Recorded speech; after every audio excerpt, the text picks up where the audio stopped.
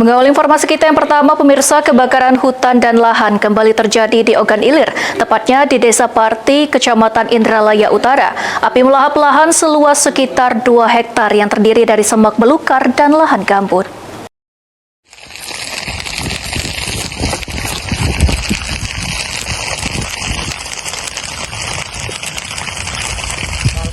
Kebakaran hutan dan lahan di Ogan Ilir kembali terjadi di Desa Parti, Kecamatan Indralaya Utara.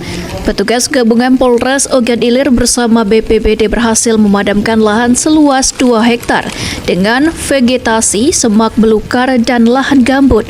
Sebanyak 10 personel Polri dan 10 personel dari BPBD diterjunkan ke lokasi dengan menggunakan 1 unit mesin pompa dan peralatan manual untuk memadamkan api.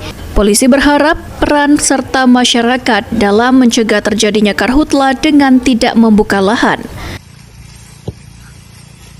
Patroli predisposisi ya untuk memadamkan, sementara kita udah berhubungin untuk dari Manggalakni maupun dari BPBD untuk melakukan pemadaman.